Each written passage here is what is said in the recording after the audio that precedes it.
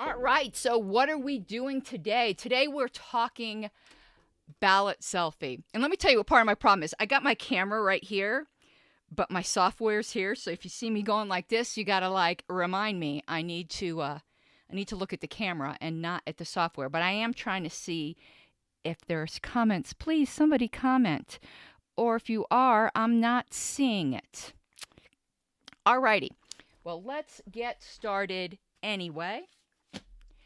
So, what are we doing here? I got in my Colorado ballot, but I want to give some background for those of you who don't know, for those of you who weren't around in 2016. In 2016, I was just minding my own little business when I called the Colorado Secretary of State because someone had asked me if it was okay if they posted a picture of their ballot. So I called the Secretary of State, and they went down the hall and talked to their attorney on site, who said, no, you aren't, in fact, allowed to do that. And that bugged me, and I got busy and didn't really think of too much more. But then the Denver attorney, was it Denver County attorney? Yeah, Denver, or was it city attorney? I don't know if it was the county of Denver or the city of Denver. But they then posted a reminder, and I believe it was on Facebook and also in the newspaper, saying, remember, it's illegal to post pictures of your ballot, and cited the statute number. And at that point, I was done. I was like, no, that is super uncool. I looked up the statute, and the penalty was up to a year in jail or $1,000 fine. I think it was a first-degree misdemeanor. That's nuts. That is absolutely nuts. Why can't you post a picture of your ballot online? I don't care if somebody thinks it's childish or exhibitionist. It doesn't matter. It is political free speech. So I got in touch with Nick Sarwark and asked him if he knew any attorneys who would be willing to take on this case. He hooked me up with some attorneys that do a lot of ACLU work, and we were off and running. Now, part of the dilemma was you have to have let me tell you something that I think is really fucked up about our laws.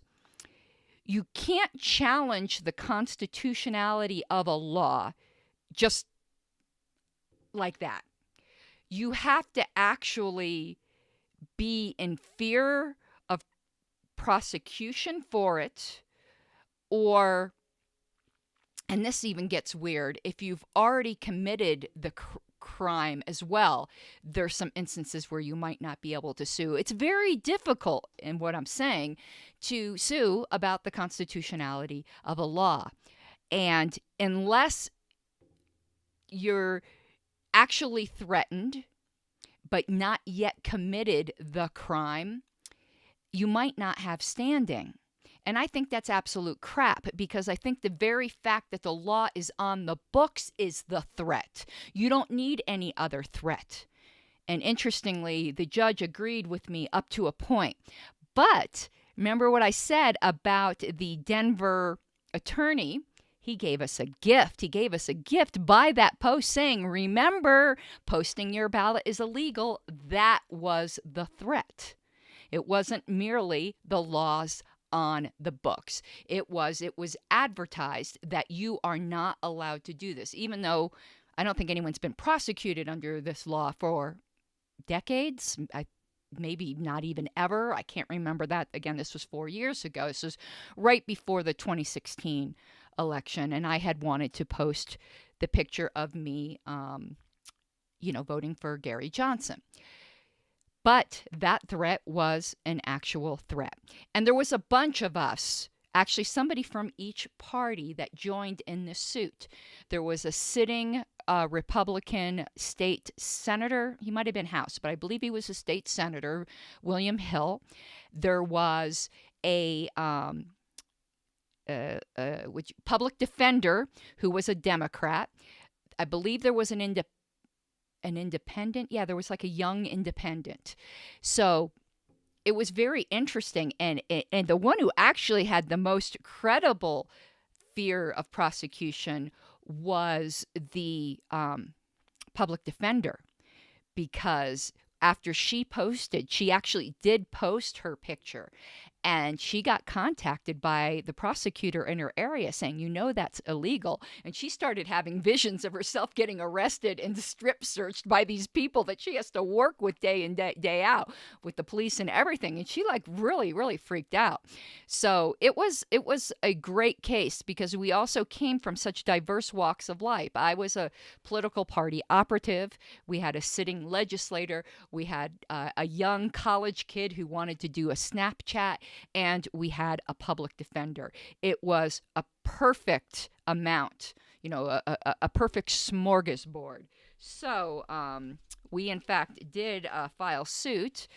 I would love to figure out how to put this up on the screen, but I don't think I'm going to risk that right now. So I will just show you the suit if I do have it printed out here. I know I have the injunction printed out here. Yes, so here we go.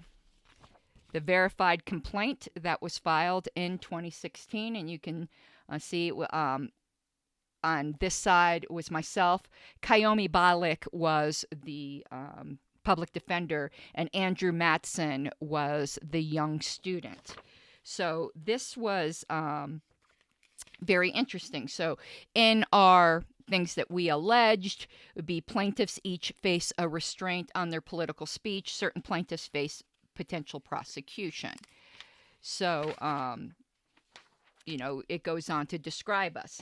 So we went through an evidentiary hearing. It was multiple days. And what the state's argument is that this bill is intended to prevent voter fraud. And at first I didn't understand their argument, but here's the way it goes. If you were to pay somebody to vote a certain way, in other words, you buy their vote, how are you going to know that they in fact voted the way that you paid them to? Well, you take a picture of your ballot, and that's how you get paid. So that was their argument. So one of the pieces of evidence that I brought in was using Photoshop. I showed how I could make my ballot look like I voted a million different ways. And that could be my proof to get paid. And it might not even be the way I voted. That Photoshop and photo editing software made that an entirely illegitimate concern, and anyone could do it. You didn't require any particular expertise. Anyone knows me in Photoshop. I'm not an expert by any means. And I even argued prior to Photoshop, you could do that on a photocopy machine. I got pretty good at, creating flyers and things like that when I was in a band, just pasting crap on a photocopy machine. So you didn't even need Photoshop necessarily in the pre-Photoshop days in order to alter your ballot to defraud the person who was paying for your vote. And of course, I had said to my attorney during our initial interview, I'm like, well, I'm a libertarian. I think you should be able to sell your vote if you want to anyway. And he's like, maybe not say that in court. And I was like, okay, well, I'm just letting you know that I don't have a problem with that either. But in any event, so that I think was somewhat persuasive.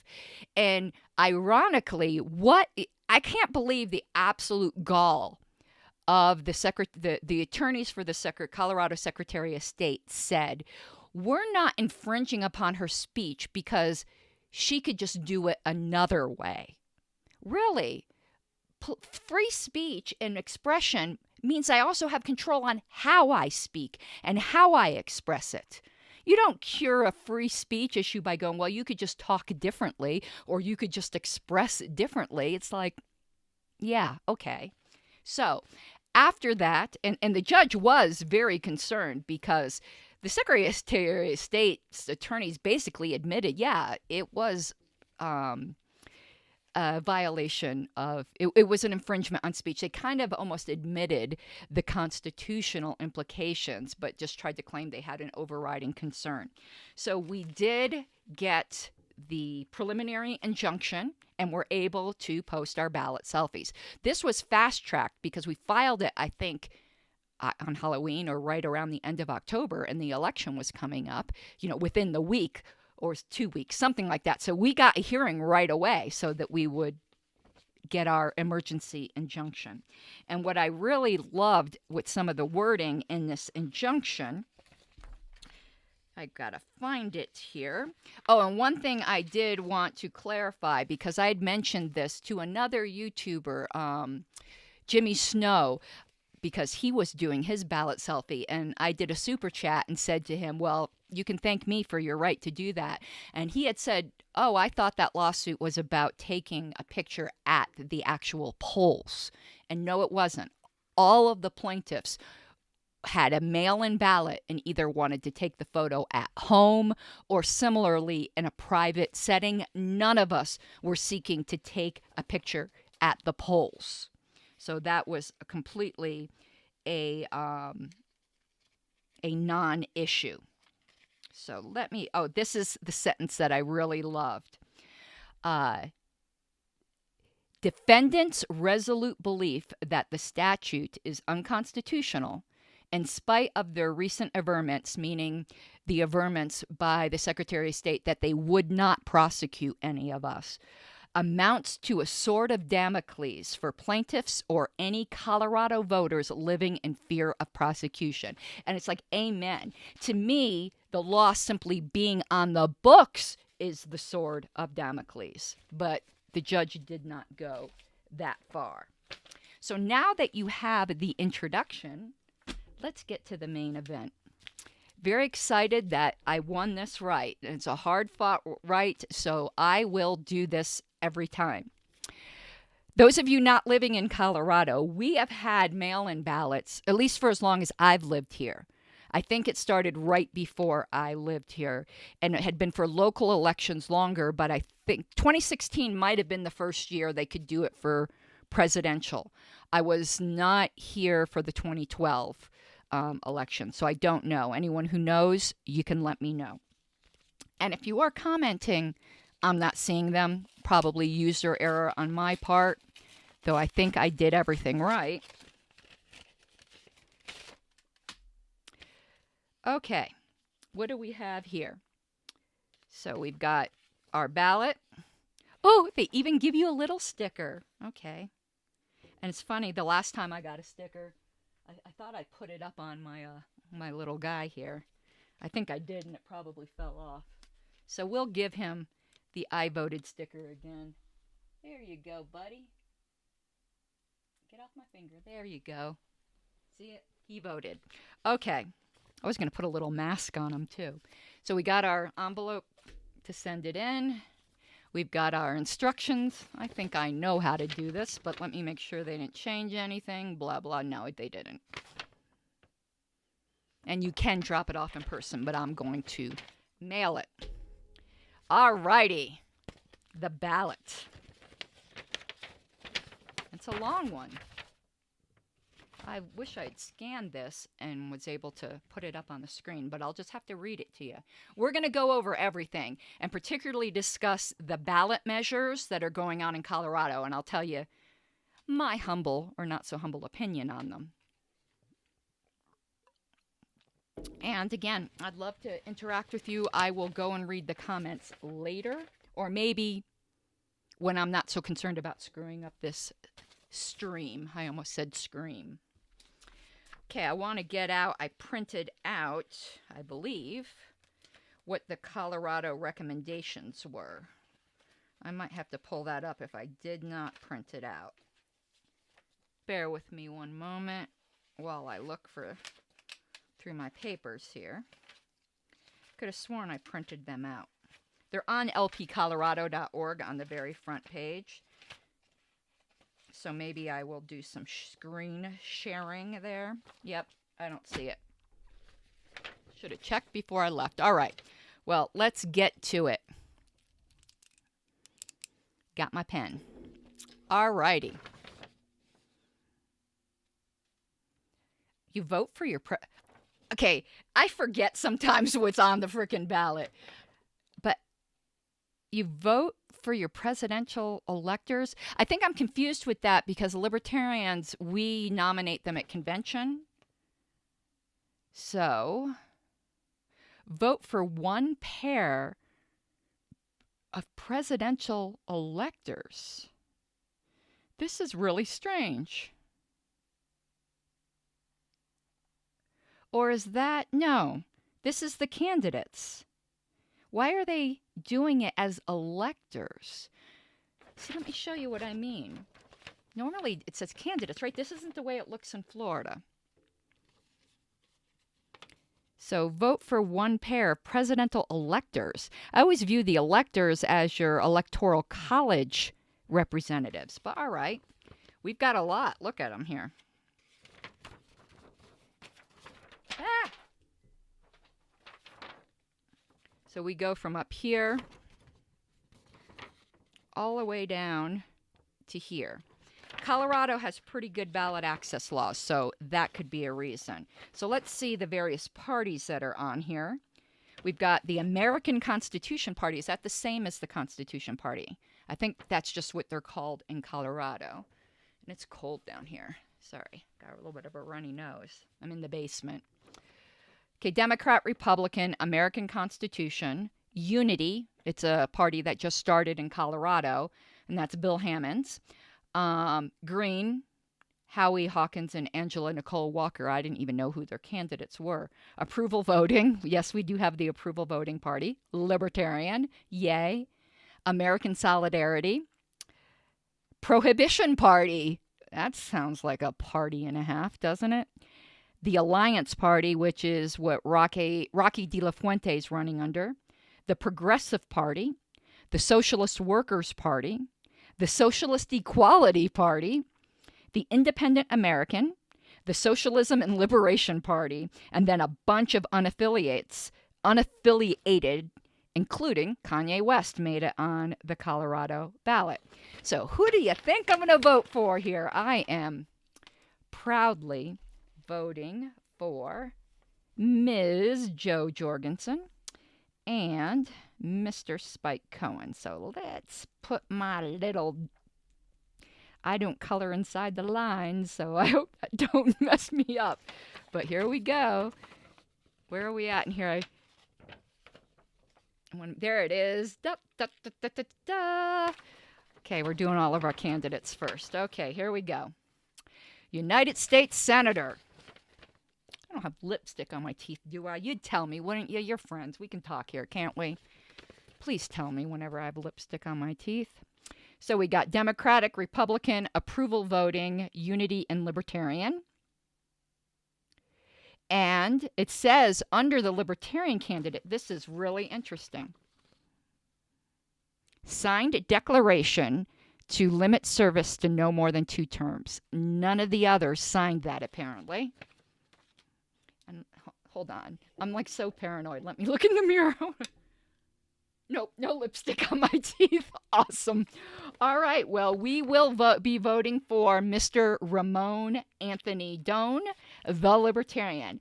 I had an interview with him on this channel. He is fantastic.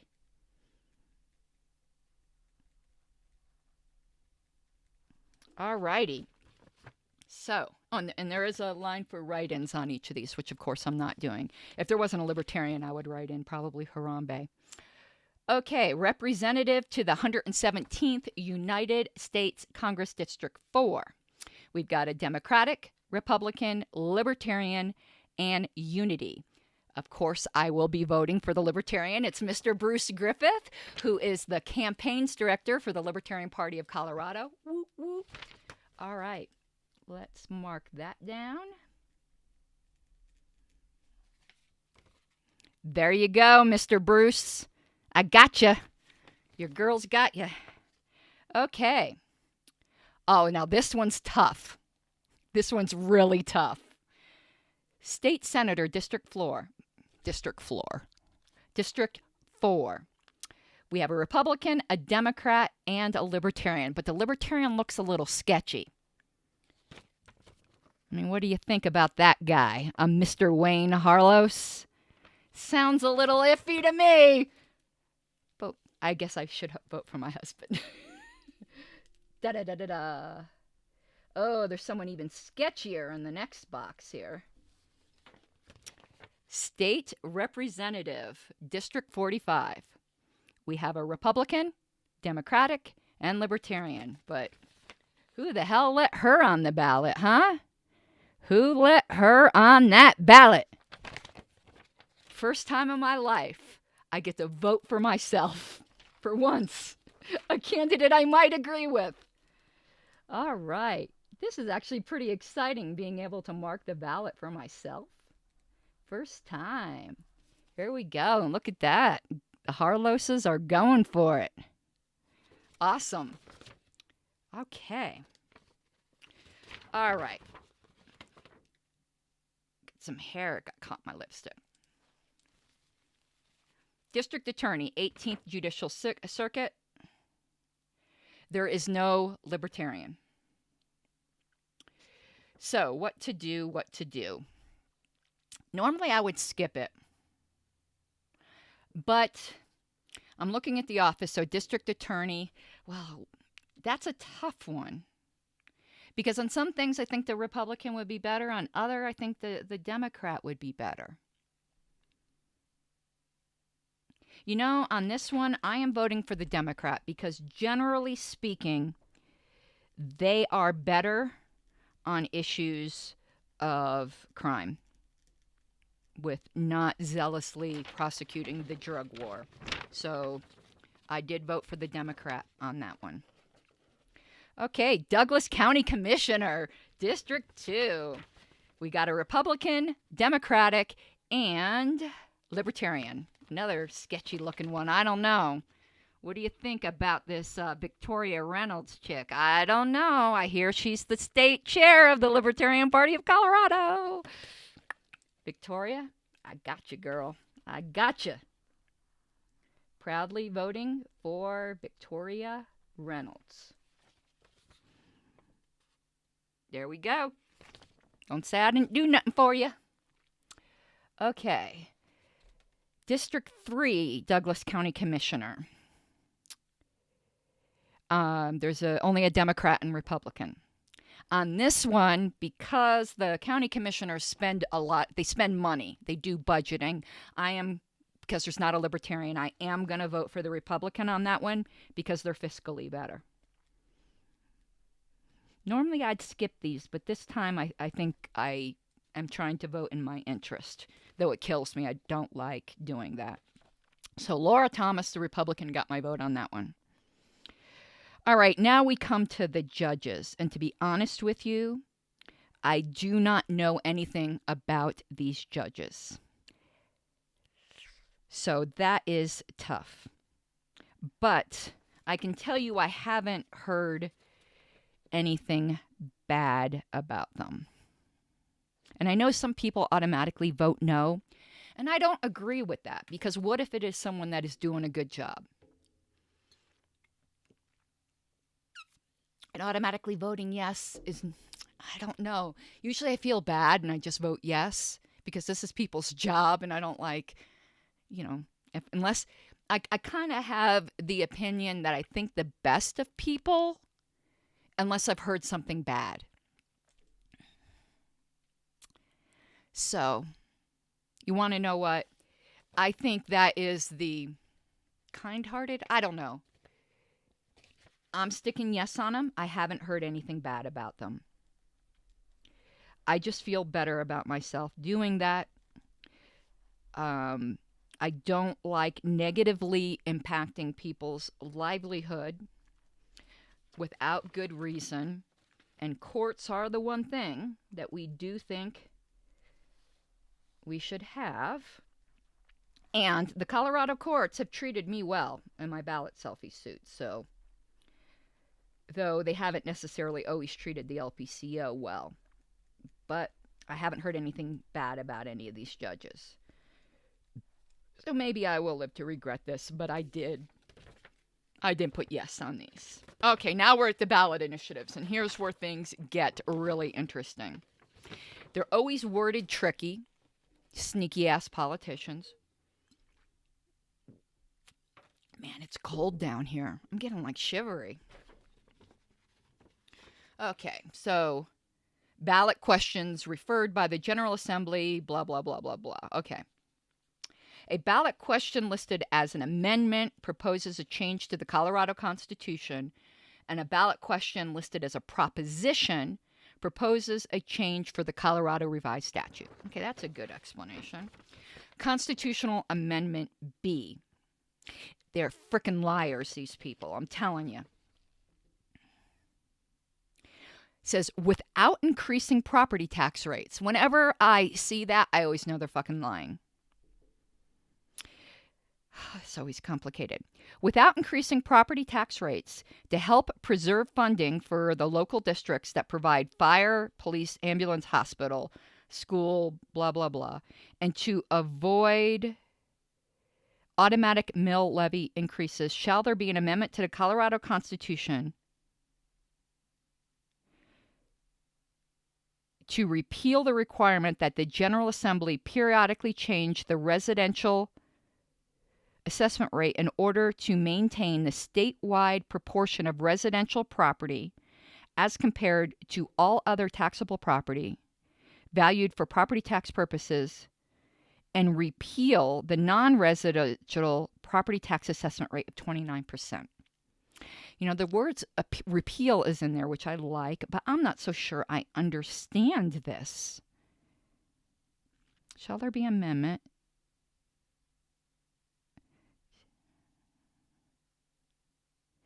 Okay, there's like a contradiction here. I hear to help preserve funding, which means spend money, and then I see repeal. So, let me see if I can do a screen share here. I want to go see what the Colorado LP recommends on this. So we go to lpcolorado.org. And I'm in the basement, so of course we're a little slow on the speed here. So, ballot issue positions. Let's see.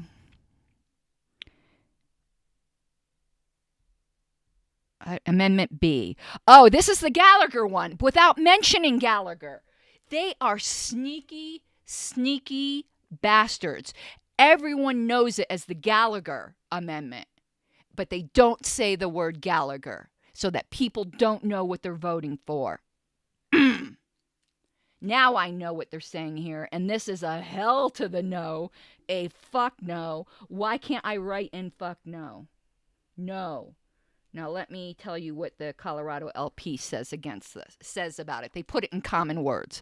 This repeals the Gallagher Amendment of 1982, which limited the residential and non-residential property tax assessment rates so that residential property taxes amounted to 45% of the total share of state property taxes, and non-residential, meaning business, property tax amounted to 55% of the total share of state property taxes. So it maintained a certain balance.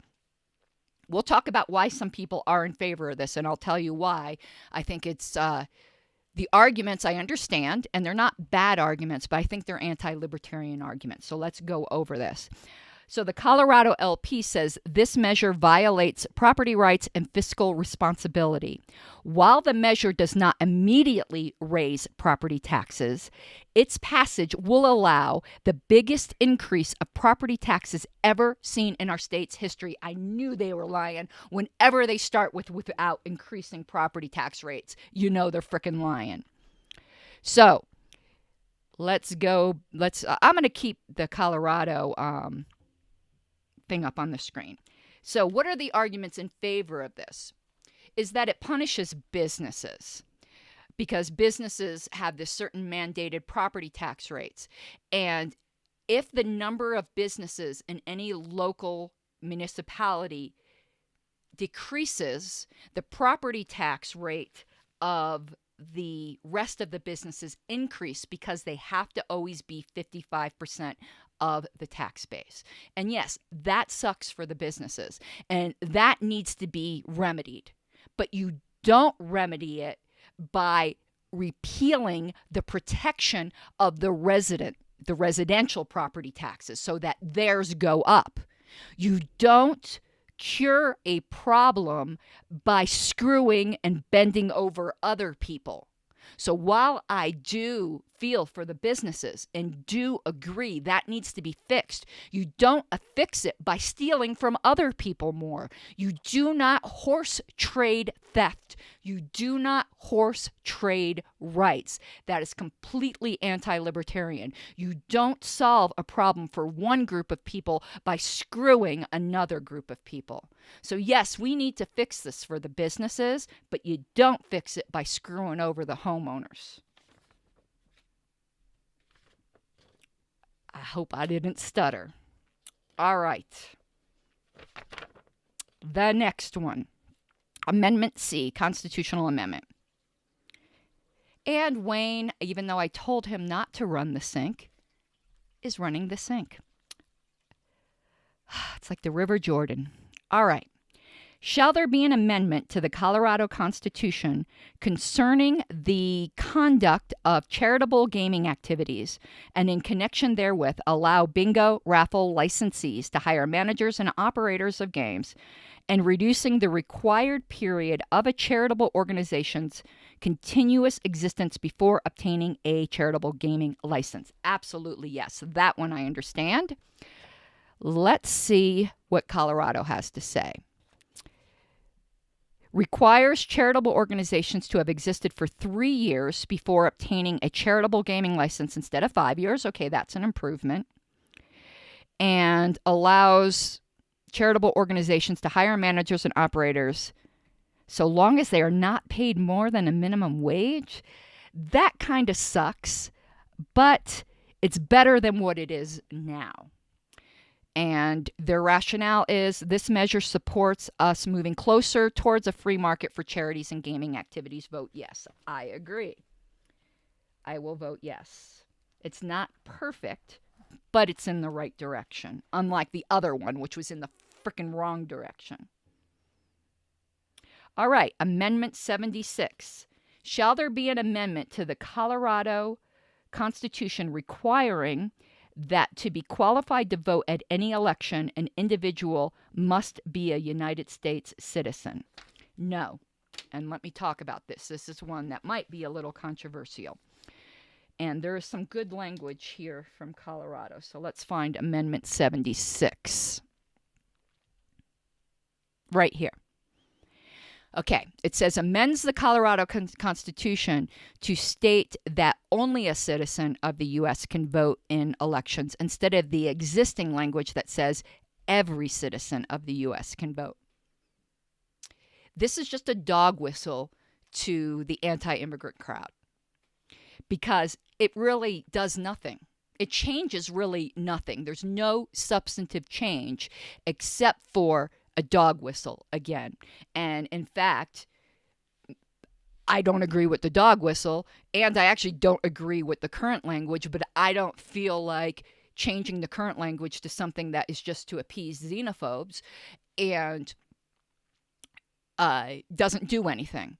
Why do I think non-citizens should be able to vote? Well, A, if you're in this country, the laws affect you. If the laws are going to affect you, you should have a say in it. I don't think there's any magical thing to becoming a U.S. citizen. It should be much easier. In fact, I would have no problem with it being automatic if you live here. So the position of LPCO. Ooh, I'm going to have to sneeze. And it's not the Rona.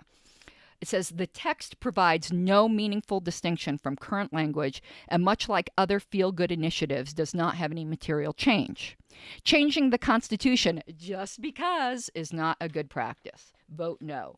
I agree. No. No, no. Not today, Satan. Okay. More. Here we go. Amendment 77. You know what? I'm not even going to read the statute gobbledygook language. I'm going to read the translation from the LPCO. Allows voters in Central City, Black Hawk, and Cripple Creek to vote to expand allowed gaming types and bet limits. For those of you not in Colorado, we do have gambling in certain towns, but it's very strictly regulated. It's only small stakes gambling. This will allow it to expand. says this supports local property rights, and such decisions should be left to the local voters as to how limited their local gaming may be and what gaming can take place. Absolutely agree. Yes. Yes, ma'am. Yes, ma'am. Okay. Proposition EE. Statutory.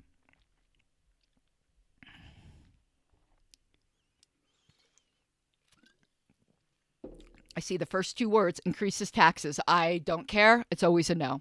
Increases taxes? No. But let's read it. Increases taxes on tobacco, creates a new tax on nicotine products. Oh, great. Vice taxes, such as e-cigarettes, and dedicates funds to education and health programs, which it never does. But even so, that's the feel good for how you think that you can steal from other people because it's going to support something you like. If you're not willing to go to people and steal the money yourself, do not ask the government to do it for you. And LPCO says this measure violates the principles of limited government and fiscal responsibility by growing government at the expense of unpopular individual activities. Vote no. Right. Not today, Satan. Bye. Bye, Felicia. No. Okay. Proposition 113. Oh, hell no. Hell no. No. Talk to the hand because the face ain't trying to hear it. Here we go. Joins Colorado into the National Popular Vote Interstate Compact, awarding Colorado's electoral votes to the winner of the National Popular Vote. Do I have something I can throw? What the? No. No. 10 times no. My goodness, I got a gavel. No. Man, that pisses me off. Okay, no. Not today, Satan and all your demons. Okay, now this next one, I was given misinformation, but I think it was in good faith by some libertarians, and I did some of my own research. Doesn't change my opinion, but it just goes to show that we really need to make sure we're giving factual information. So, Proposition 114 reintroduces gray wolves on public lands. And what I keep hearing is, why would we reintroduce something that wasn't native to begin with, that gray wolves were not native to Colorado? But that's not, in fact, true. Gray wolves are native to Colorado. It's just that they were driven to, I don't want to say extinction, because that extinction in Colorado, let's put it that way. They were driven out of Colorado, I believe, in like the 1940s, but they were in fact native to Colorado before that time. So saying it's reintroducing a non-native species or introducing a non-native species is not a valid argument, and I see a lot of libertarians making it. So let's put that aside. That wasn't part of the LPCO's rationale, but it is some. So that's incorrect. And their position is vote no. This measure is violating the principles of limited government and property rights by allowing mob rule of Colorado's ecology. I agree with that. But there's also more than that. Why is this on the ballot? Well, we do have Colorado wildlife managers, whether or not we agree we should have any. And that's who the voters in the past have entrusted to manage Colorado wildlife and public lands. They have refused to do this, so the people who are in support of this want to put it before the voters, but they don't mention in here. And I think that is lying by omission, that the Colorado wildlife managers are adamantly opposed to this. So the question is why? And it's because the gray wolf, we have a large cattle farming or cattle ranching, I guess, constituency here. And the gray wolves are predators upon the cattle. They are dangerous also to the public use of our public lands. I believe in people before animals. Sorry. There's no reason, there's no necessary ecological reason to reintroduce them, other than, to me, elevating animals on equal footing with people. And I just absolutely do not agree with that. There was also at one time the gray wolf was on the endangered species list. It either already has been removed or is about to be removed because of, in other states, its reintroduction. So fine, let the other states have the gray wolves. The gray wolf advocates are saying Colorado's the last holdout, and that would restore its range all the way up the continental divide, I believe. I don't care. I don't care. I don't want to be out camping and have to worry about gray wolves. I don't want to have to worry about them attacking my dogs. Simple as that. No. Now, the gray wolves, because they're in neighboring states, they've been coming over naturally because, they don't honor borders, and that's fine. If they come here naturally, they just come here and they get a foothold, fine. I wouldn't agree with going and hunting them to extinction the way we did in the 1940s, but I see no reason for us to be bringing them here. All right. I'm going to deal with Proposition 115 last because I have a feeling people on both sides of this issue are going to be mad at me. And I think I'm going to shock some people with my position on it. But let's go. We'll go back to that. Let's do the other one, which is last, and then go back to 115. So Proposition 116 decreases the state income tax rate from 4.63 to 4.55. It's not a great reduction, but yes. Anytime reduce taxes, yes. Increase taxes, no. Reduce taxes, yes. Yes, that was easy. I would much prefer eliminate, repeal, abolish, but oh well. And Colorado, the LPCO says this supports more responsible government by reducing the government income strain, even a little. Agree. Okay, let's go to 115, and I want to go full screen, I think, for this. Let me figure out how to stop this screen sharing. How do I do that? Yay, I figured it out. Okay. Proposition 115. Crap, I did it a little too soon. Let me summarize it myself because I'm very familiar, and I'm going to need a drink before discussing 115. Alrighty. 115 would ban abortions after 22 weeks in Colorado. If anyone right now would guess where I'd stand on this, knowing that I'm a pro-life libertarian, I think you would probably guess that I would be in favor. I actually do think that it is the taking of a rights-bearing human being. But I am going to vote no. And I'm actually going to bubble this in first to show you that's how serious I am about voting no. Now, the pro-life people are all probably really pissed off at me now.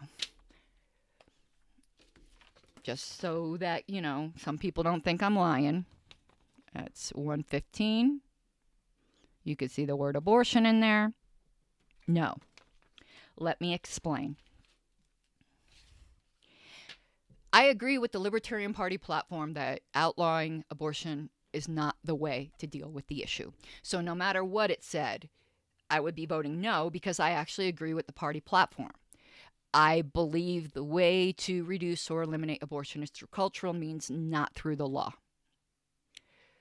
But I feel even more strongly about this one because it's a red herring. With the exception of psychopaths and sociopaths, which will always exist with us, women are not going and getting abortions at 22 weeks just because they decided they don't want the kid anymore. There's 3 reasons for that. 1, they're not psychopaths. Everyone knows that's a human being after viability. Babies can survive outside the womb at 21 weeks. So at 22 weeks, as technology improves, that becomes more and more and more likely. Everyone knows that, or almost everyone. And to just say, nah, I don't want that kid anymore, that little bastard, I'm just going to get rid of it for no reason other than that, you'd have to be a freaking psychopath. And most women, just like most men, are not psychopaths. So we'll tick that off. Also, let's say they were psychopaths. It is not cheap It is between $10,000 and $20,000 to get a late-term abortion. Even if someone might feel a little psychopathic that day or wants to get even with, an ex, so they're like, I'm going to kill his kid. You find a cheaper way to do it. Third reason is it's really invasive and dangerous. And psychopaths generally don't want to endanger themselves. So, why do the vast majority of people, it is already a minuscule amount of the number of abortions after 22 weeks, but those who do that, why? What changed my mind on this subject is I watched a documentary of women who actually had to make that decision. And all of these women wanted the child. These were not unwanted pregnancies. So why did they choose that? It is because there was, in most cases, either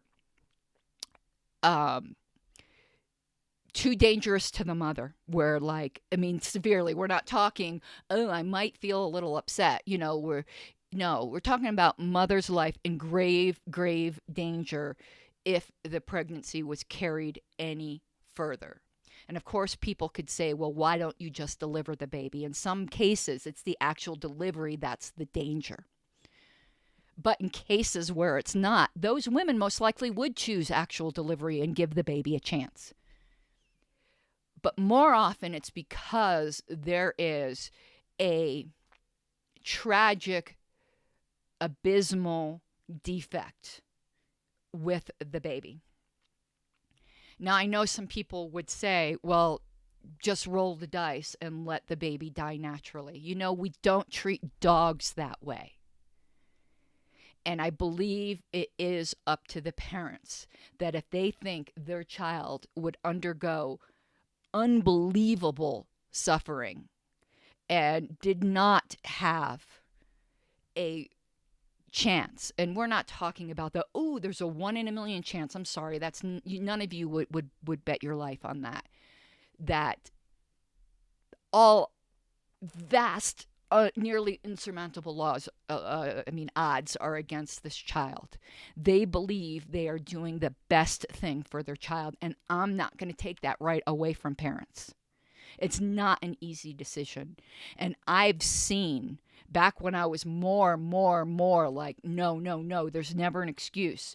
There was this person at Theology Web who showed me pictures of horrendously defectives, probably not the right word, because, you use defective for your stereo, not for a human being, but horrendously abnormal, maybe it's the right word, children that lived maybe a couple days in abject agony, or they didn't have a brain stem, and it basically was just like a piece of warm flesh that had a heartbeat, but no brain, no consciousness, and never would.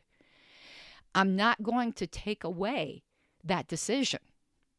Also, there are ones where it's found out like they're growing outside the womb, and there's just no way to safely deliver it. And the bigger it gets, the more it puts the woman's life in danger.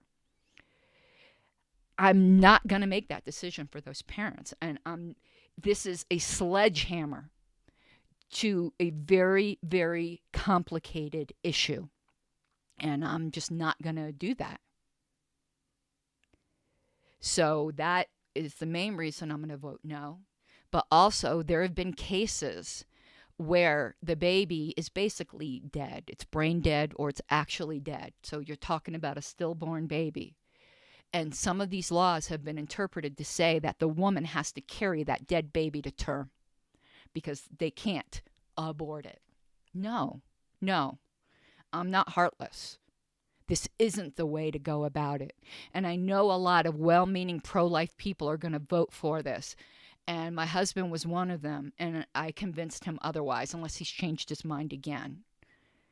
I hope, if you haven't voted yet, that you'll listen at least a little bit to what I have to say, and that you'll consider voting no on this. There are better ways to protect life. This isn't one of them, and the government isn't the answer. It absolutely is not the answer. Outlawing abortion would be the absolute worst thing that could happen to the pro-life movement, in my opinion. So I voted no on that. All right, that's the end of this. I had a good time, even though we ended on quite the somber note there, didn't we? So let me see if I can figure out what I need to do here. For those of you curious about mail-in voting that isn't in Colorado, that's why I'm showing this step. So you have to do a self-affirmation that you're a citizen, and you do your voter signature. You need a witness if the voter is unable to sign, and you put the date. It's one day before my birthday. So I'm going to put the date, 10/17. Let me sign it, and they are supposed to check this against your signature. I don't know if they spot check it or check them all. And let's see, do you have to fold this a certain way? Well, I'm going to fold it the way it came. There's no like little window in the front. There used to be, I thought, some kind of window that you had to make sure.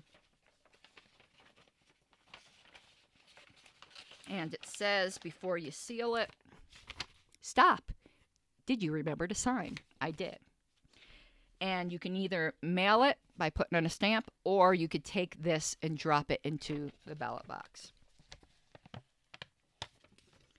And you know what? I'm not mailing it. I'm going to go drop it in. Let me tell you something about the freaking post office here in Colorado. 2 years ago, or maybe 3 years ago, we didn't used to have direct deposit with my work, so they'd mail me my paychecks. And one time I didn't get a paycheck. You want to know when that check finally came in? Last month. It's been floating around for 2 years. And it isn't like I got it and it was all mangled. You know how that sometimes happens? No, it was perfectly fine. Just out of the blue, 2 years later, this paycheck appears. No, I'm sticking this in the ballot box. All righty. That was fun. And I have a lot more content prepared, planned, but I've got to figure out this eCam Live a little bit more. I probably will download this and post it on Facebook as well, but it's been nice chilling with you, mi guapas de libertad. Love you. Have an awesome night.